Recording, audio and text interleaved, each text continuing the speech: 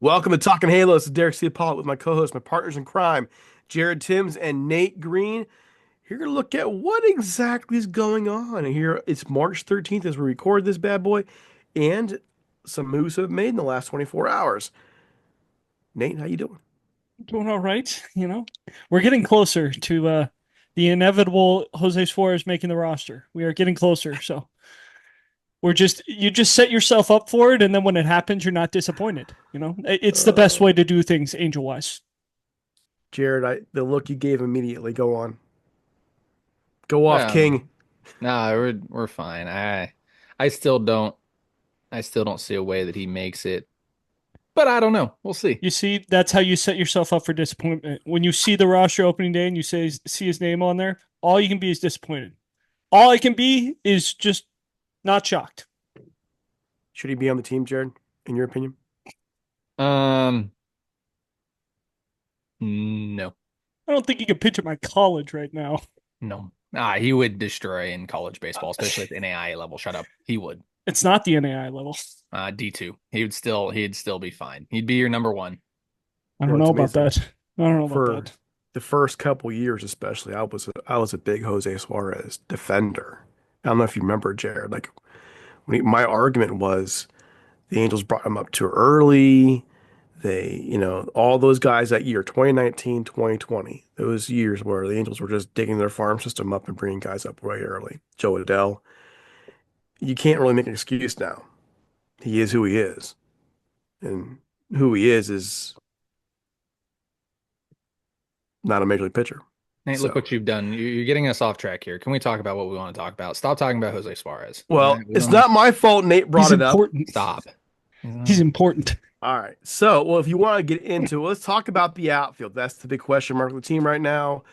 Starting with, how we feel about the outfield. Are you guys looking like you feeling good about it, feeling okay about it? And who plays center field in all this? Nate?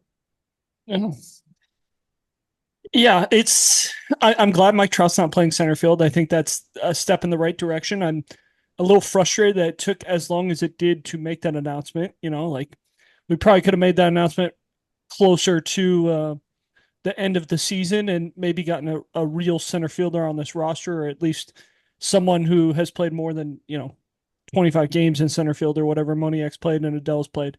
Um, Taylor Ward, another year older. I still think the Angels are better off moving Taylor Ward, and but it is what it is with the roster they have. Though, I mean, Taylor Ward will have a fine year. He'll be a good player. Uh, if Trout can stay on the field, if moving to a corner will help him, like that's awesome. That's super exciting. Center field's a big question mark. I think Jared and I have gone back and forth on this, where it's like, were they ever going to get a guy who actually has played center field before, a Harrison Bader, a Dylan Carlson, someone like that? Or were they going to run with what they normally do and just say, hey, we have a good enough center field group, which is of course what they did. Joe Adell, I, it's going to be interesting to see if he can play center field at Angel Stadium. I know he played 5, 6, 7, 8 games last year in center field. Moniak has been able to play center field.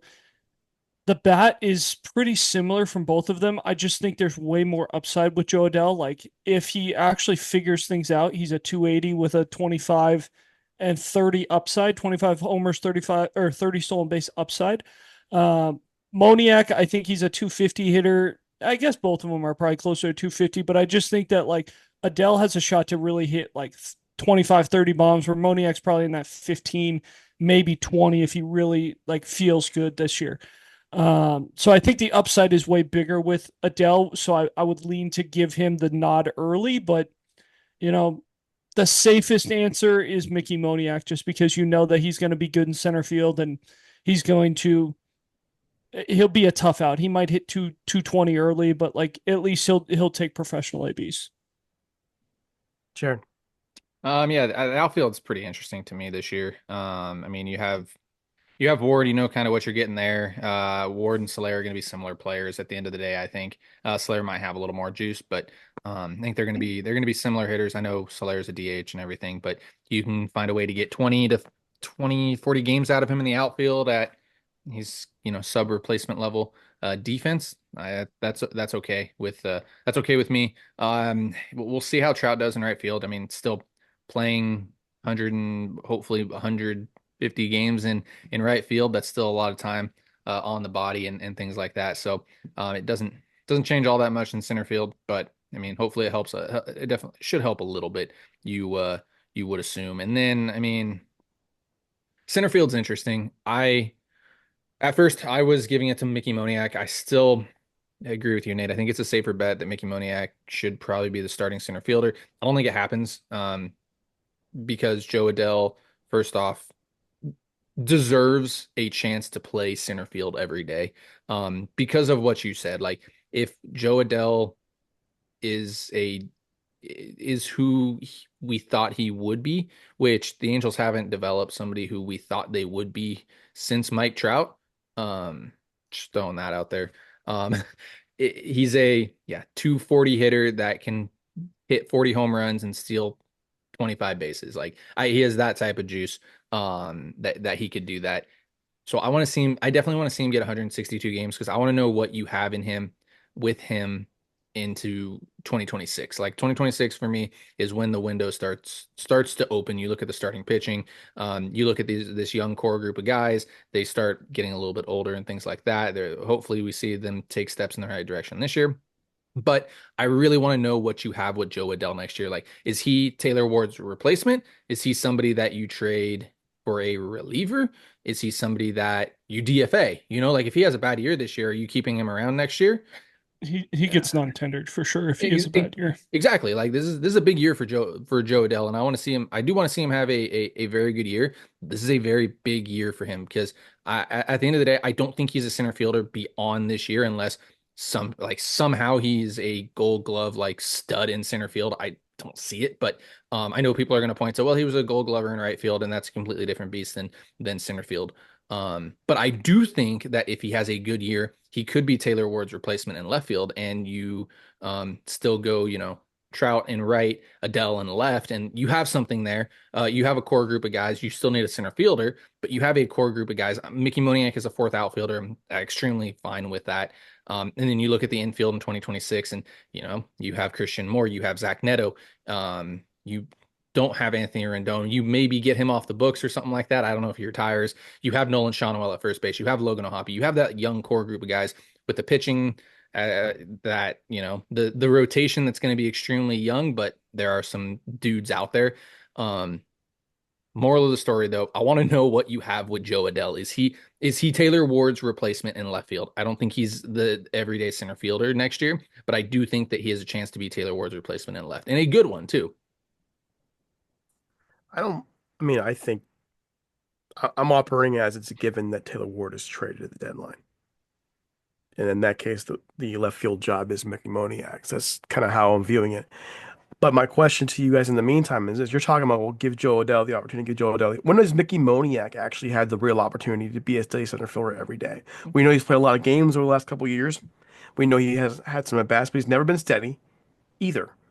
So why this former first round pick that they got in the Logan O'Hoppe, why wouldn't you consider him as being the everyday guy, giving him a chance as well? To me, they're equally deserving of that opportunity, both for good and bad reasons, by the way. But why Joe Waddell over Mickey Moniak? Because you say the higher upside. Well, the higher upside, it's subjective. Higher upside with the bat for sure. Like, I mean, we're talking Joe Adell is somebody who we've said could hit 40 home runs in a season. He could have 30 home runs at the break and be an all-star. Mickey Moniak, I just don't think that bat is ever going to be there. I think he's a very good fourth outfielder. Like that's what I think it is. And I think that good teams have Mickey Moniak as a fourth outfielder. Like I don't think good teams have Mickey Moniak as your a starting position, starting player. I think good teams again have a Mickey Moniak type guy that can come in and play, 20 games if somebody gets hurt or, gives somebody a day off, takes a pinch hit, things like that. Left-handed bat, I don't see him leaving anytime soon. By any means. Like I think the Angels keep Mickey Moniak around longer than they keep Joe Adell around. But at the end of the day, the upside with Joe Adell is tremendously higher than Mickey Moniak. Um, and you also have Mickey Moniak Jr. down in Double A and Nelson Rada, anyways, and he's probably a better defender, and he's probably going to hit about the same. And I mean, Hmm. he looks bigger. He looks bigger. He looks stronger. I mean, I'm expecting a big year out of Nelson Rada this year, but regardless, like I think that you have Mickey Moniak 2.0 and Nelson Rada sitting down there in Double A. So yeah, I just think I think that guys like Mickey Moniak are kind of a dime a dozen. Good defensive outfielders that are going to be 80 to 100 WRC plus guys. Like you can go find those guys anywhere. You can't find the Joe Adell type guy that has the ability to hit 40 home runs in a year and also play Gold Glove defense in a corner spot. End of the day, I don't think he is a center fielder. I really don't. Like everybody wants to point to it, and I hope he proves me wrong because that means that the Angels are going to be a little bit better than expected if he is a Gold Glove, all-star center fielder. But I don't see that happening. I think he's going to be a very good replacement for Taylor Ward in 2026. Nate, anything to add? Yeah, I think one thing that goes into the more upside with Adele and Moniak, everyone's going to point to Moniak was the number one overall pick and Adele was the 10th overall pick. Moniak was like, nobody thought he was going number one overall until about 2 days before the draft. Everyone had him going like, That was a money sign. yeah, it was a last minute like, oh hey, you're going to take the low money and we're going to be able to go get somebody in the next round or later on in the draft. It was not because he was the best player in that draft. That's not why he went number one overall. And don't get me wrong, he's a very good player, but like Jared said, Adele has the upside to hit 40 bombs and be a very good offensive player. Where Moniak, like I think, honestly, you saw probably the peak Mickey Moniak 2 years ago, where you hit 280 and had 14 homers. Like that would be the best case scenario for Mickey Moniak, in my opinion. Is like that year. I don't see him getting too much better than that year. That's an incredible year for Mickey Moniak. The Mickey Moniak draft, as I'm looking it up, might be like one of the worst first It was rounds also a bad that you draft as see. well. Yes. Yeah, I mean, Senzel went second to the Reds. Ian Anderson went third. Riley Pent went fourth. Corey Ray. I mean, if you're questioning who these guys are, some of these guys didn't even make it to the major leagues. I don't think Corey Ray made it to the major leagues. He might not have signed. No, he So he was a Brewers top prospect at least for a little bit. yeah, I mean, regardless, like it wasn't a good draft, unfortunately. Not to like blame the draft or anything like that. Those year Angels took Matt Thaiss, and everybody will point to Forrest Whitley and things like that, or Blake Rutherford. But at the end of the day, that draft is a bad draft. So hold on a minute. You guys are talking about this draft and this, and this. It's 2025. Okay, Joe Adell had his first opportunity in 2019, 2020. We're 5 years in now, 5, 6 years into the Joe Adell experience. So what makes that any different? You keep talking about this ceiling, and 4 or 5 years ago, I would have said, yeah, that's the ceiling, or even better. I don't know that ceiling's there now, which I guess would bring back to the argument of let them play and find out. But I want to find out about Moniak too, and that's been my conundrum the whole time. I think that's why I think the Angels should have traded Taylor Ward a while ago and just let these guys play. Because what's the point? Taylor Ward's 31 years old. He's not really the future of the team. He's going to be gone in a couple years no matter what. So why is he still there? Yeah, I mean, If it's a youth movement, it's a youth movement. yeah, I mean, we'd be saying the same thing if they gave Moniak the time of day last year too. It just felt like Moniak didn't get the time of day, and it feels like the Angels are in a sense moving on from him. At least Joe Adell, I know he was a 90 WRC plus guy. I know that he was quote unquote Gold Glove or Gold Glove finalist and everything like that. You at least saw strides in the right direction with Adell. And again, the upside to hit 40 home runs is there. Like I don't think the upside for Mickey Moniak is 20 home runs. Like that's what you're getting out of him, and some good defense. Like Adele, there's a chance that he absolutely, like, he is Jorge Soler. And it's just not that's just not the case with Mickey Moniak, unfortunately. And that's why, again, I'm saying this is a huge year for Joe Adell. I would have loved to have seen Mickey Moniak a little bit more last year because I think that he deserved it over Joe Adell after the performance he threw out there in 2023. But again, the Angels like Joe Adell more, so I mean, you got to kind of ride that out at the moment. I mean, if he comes out of the gates and we're in June, July, and he's a 50 WRC plus guy, all of a sudden now we go into the offseason and it's like, man, you might not non-tender Joe Adell. He may not be coming back and things like that. So again, huge year for Joe Adell. And I hope that he does play well because it makes the Angels better. To be fair, Moniak did play in 124 games last year and 418 at bats. I So feel it's not I like feel like he he was all didn't. off the bench, didn't it? Like I feel like he didn't play that. 418 at bats is a lot of He at played a bats. lot Like of center. He played a lot of center field. so, and Joe Adell had 450 at bats last year. We're saying like Joe Adell, we've given him the chance, and he had 25 more ABs. So, I mean, you're looking at 20 extra games. Joe Adell has played 20 extra big league games than Mickey Moniak. They both have had very similar careers of not really actually getting a starting job for a month straight. They both have kind of had that thing. So for me, it's hard to point to, oh, we've given Adele this opportunity. We haven't given Moniak this opportunity when they're about 20 games apart in their major league career. So it's tough for me. I still think Adele has the higher ceiling than Moniak, but we'll see. It will probably end up being a platoon where they're both going to play about 3 or 4 times a week, is my guess. All right, so we're clear though, Mike Trout in right field, right? Yes. All right. Now you're talking about Mike Trout right field, and you're talking about over what 120, 130 games. I think he's a DH for much of that. I think you're going to see some movement there. Anything else we should expect in the outfield? Any surprises? Well, they can't make Mike Trout a DH because they have Jorge Soler. And Um, Jorge Soler so, cannot so play it. yeah, Soler's He got to cannot take up. play a position. No. Yeah, If that guy Soler. plays a position, the Angels are winning 62 games max. I mean, they Yeah, might win 62 games max anyways, but that's beside the point. Well, not. I'm saying if Jorge Soler is having to play a position and Mike Trout is not playing, you're probably winning 60 games. Dude, they're Again, not putting him out. They're not putting Mike Trout in the outfield for 140, 150 games. They're not doing it. If they want him in there, if they want his bat in there, he's gonna do some DHing. of course, but I would assume he plays. This would be a good year for Mike Trout, in my opinion. He plays 125 games, and 25 of those games are DH. 100 of them are in right field. That would be an outstanding year. That would mean he played enough for us to be excited about the move to right field, and he probably had a good offensive season because he's Mike Trout. Okay, Jared, any last thoughts?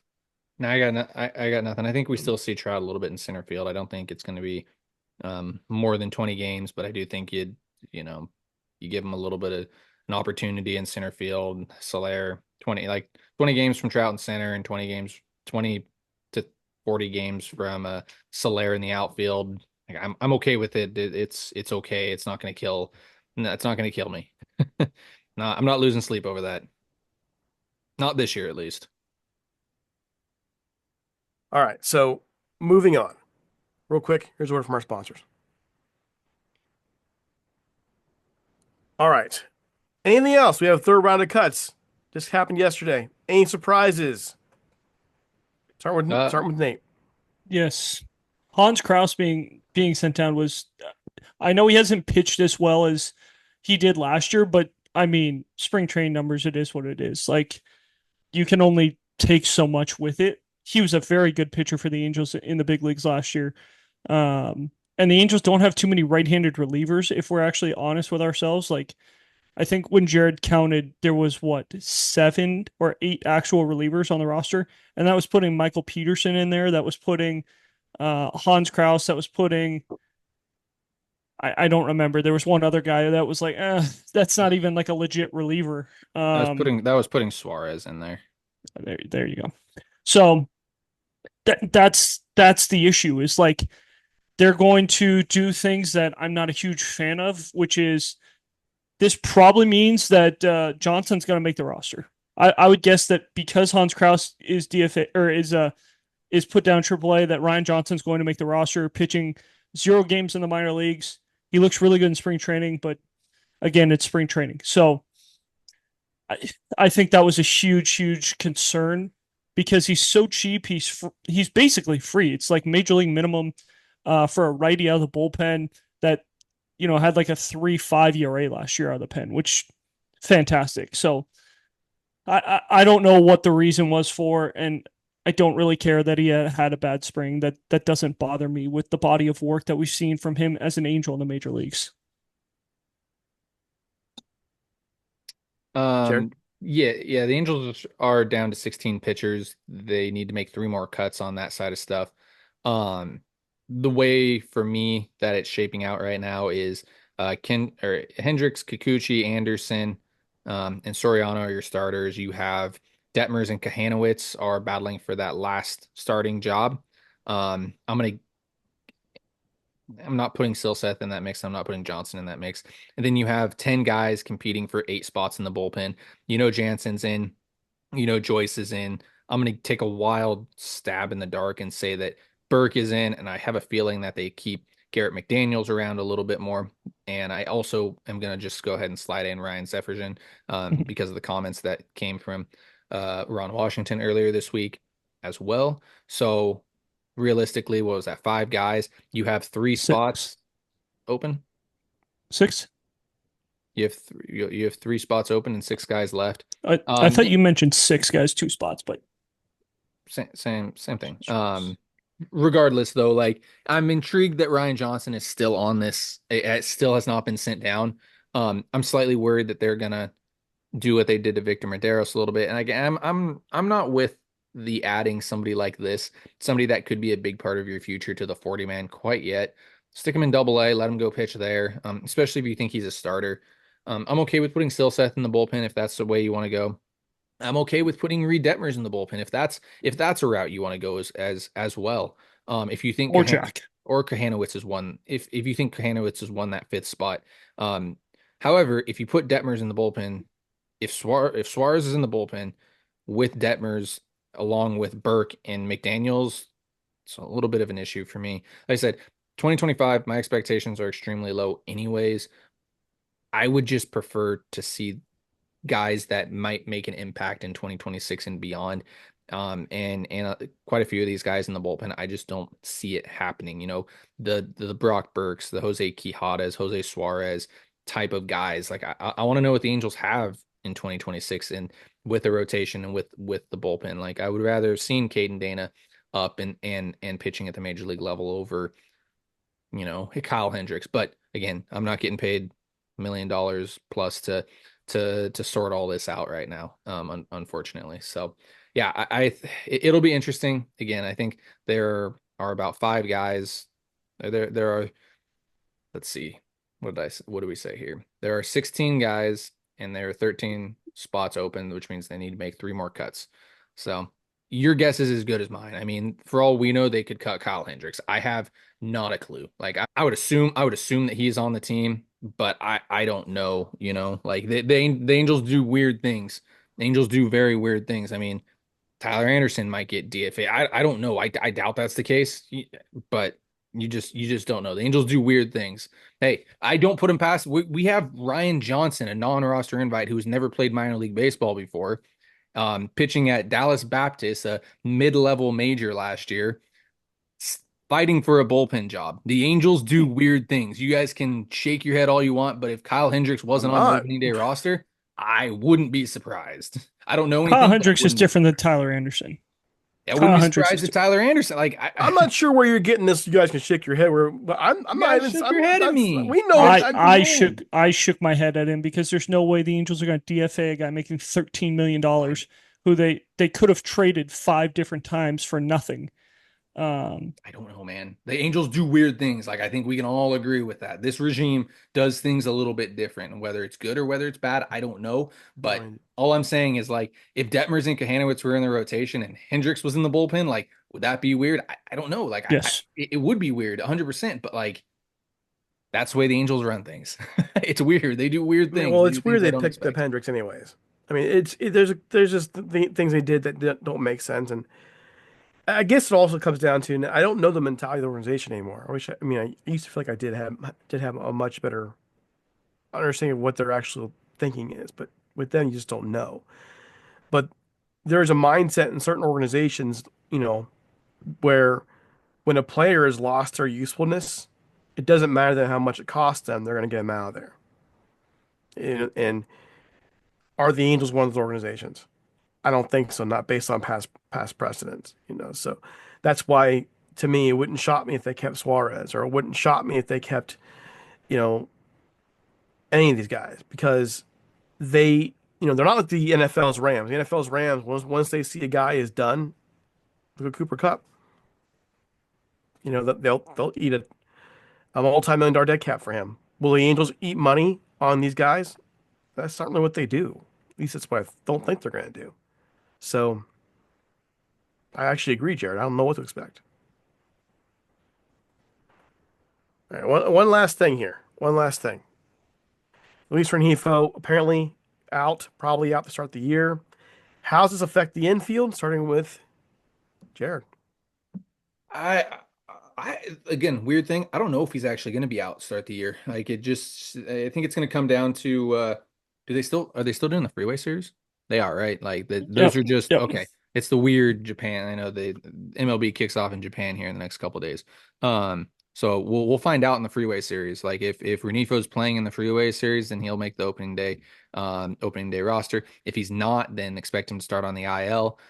And that's when things get really, really weird, right? I mean, do you bring up a guy like Christian Moore, Kyron Paris, Tim Anderson? Like, you would assume that Renifo's probably not on the IL all that long, but yeah, you never know with a hamstring. Hamstrings are always tough ones. Those could last weeks, months. I mean, it just takes one little thing, and he's on the 60-day IL. So yeah, we'll see. Which is worst case scenario for the Angels because you want Luis Renifo to be playing decent come July. Nate. He did take ABs today in minor league camp. He wasn't allowed to run, wasn't allowed to play defense, but he did get some ABs just to continue to work on his timing from I believe it was Jeff that mentioned that today on X. But so I mean, those are positive steps for the Angels. I don't I don't think it's going to be anything crazy. I think they're more likely to do a typical Angels thing and be like, well, he's healthy-ish, so he'll make the roster and they'll let him try and figure out how to get healthy in the first couple of weeks, probably the first two series, and then if it lingers, then they'll put him on the IL, which is typical way of going about business. So that's my guess is they put him on the roster opening day, just say, hey, we aren't going to put you in the lineup for the first 2 or 3 days. Try and nurse the injury, and then we'll give it a go one day. If it feels good, we'll let you keep going. If it doesn't, we'll put you on the IL. I've seen that show way too many times to not get frustrated over that. So that's my prediction for Rengifo. I guess I'm going to be the guy in the middle who's like, because I don't think it's really all that. It's going to be all that much of a big deal for the season, anyways. He's out for a couple weeks. We'll see him soon. That's just how it's going to be. I'm not real worried about it. Overall, there's not a whole lot I'm worried about this year, which might be a good thing because I really think this is a chance to see these young guys shine, anyways. So if he's out, he's out. If he's in, he's in. Do I sound too pessimistic by saying that? No, No. All right. Any closing thoughts, guys? I did misspeak. I said 3.5 for Kraus. Kraus was 2.8 last year. So like that's even more of a head scratcher, especially when you look at Jose Quijada. Quijada has been bad this spring as well, equally as bad as Kraus, and his velo's down. A lot of big question marks with Jose Quijada, and they're keeping that guy around as a fourth lefty. He's probably, depending on how you're ranking it, he's their third or fourth best lefty in the pen, which is not good. And you're going to get rid of a righty that we don't have too many of, who has struck out a lot of guys. He had 7 Ks in 4 innings. Quijada has 3 Ks in 3 1/3. So I don't know. Still confused on that. Just want to say I misspoke that he had a 2.84 ERA or 2.85 ERA last year, not a 3.5. So even better out of the pen for Kraus than we thought. Jared. Told you, Angels do weird things. All right. Follow us on X at Talking Halos. Follow Jared at Jared_Tims. Follow Nate, Nate Green 34. Follow me at Ciapola. In the meantime, we're out of here. Have a great one.